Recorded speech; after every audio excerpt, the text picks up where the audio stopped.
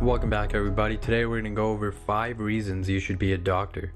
Now obviously this isn't an all-inclusive list, but these are just common traits that we've seen amongst doctors and medical students. And if you also have these, it might be a sign that you should pursue medicine. Some are obvious, others not so much. Now obviously if you don't have these traits, that doesn't mean that you shouldn't be a doctor at all, but it's just something to keep in mind. So number 1 is that you're a curious person. You have to learn a lot of information in your pursuit to becoming a doctor, and forcing your way through it by sheer willpower is not a method that's going to last. You need a certain level of curiosity and a willingness to learn how the body works, why something goes wrong, why the treatment works the way it does. Having this curiosity is going to allow you to learn because you want to and not because you have to. You're going to learn because you want to use the knowledge to help your patients rather than just passing the exam and moving on to the next one, even though sometimes that is the case. Now the second thing is that you're a natural leader, or you like to be a leader as somebody who likes to make the final decision and take responsibility for whatever is happening. As an attending physician, you are where the buck stops. You're responsible for leading the team and calling the shots to help your patients.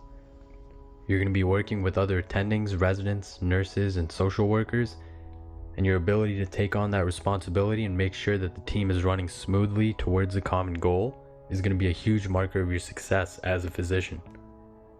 You're expected to have the most knowledge and experience on the team, and ultimately you are responsible for the patient outcome. It's your name on the chart, whether it's good or bad. Regardless of the actions of your residents or the rest of the team, the final responsibility falls on you to have a plan and to execute that plan. Obviously everybody is an important part of the team and you're going to have help along the way, but just understand that ultimately it is you that has to be the leader. Now the next thing is that you can or you enjoy working under pressure. Even though being a doctor isn't like the TV shows, there are themes that do carry over. Working under pressure is one of those things regardless of what specialty you decide to pursue. If you're an acute trauma surgeon, the pressure is obvious as the patient's life is literally in your hands. The pressure is less obvious in other specialties, but it definitely exists. If you're a family doctor, that pressure is still there. The pressure to know a bit of everything and make the right call is there, and the patient's life is still in your hands even though it may not be as urgent as the previous example.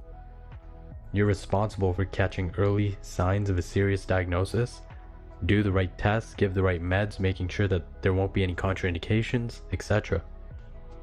Regardless of what type of doctor you become, your decisions directly influence another human's life, and that is huge pressure. You can't fold and hide from the pressure, and ultimately you have to make a call.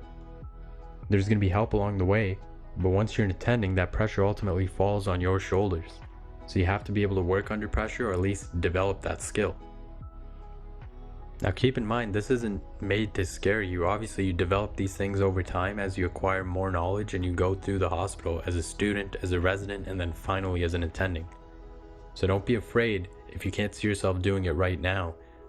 We're just saying that you should have some of the baseline foundational traits that you can help to grow on as you go. Now the next thing is that you genuinely want to help people. You don't have to like everyone you meet, and in fact you'll end up liking less people as you go through medical school.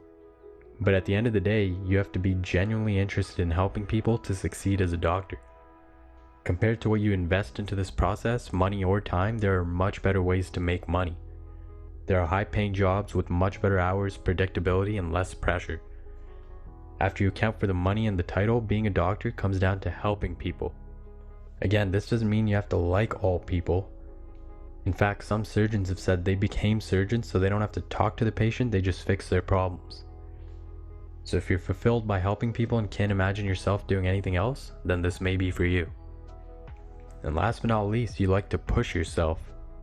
You enjoy the process of facing a challenge and seeing what you're made of. Med school's tough and residency is a whole lot tougher. A part of you has to be curious to see what your highest potential is and finding out what you're capable of.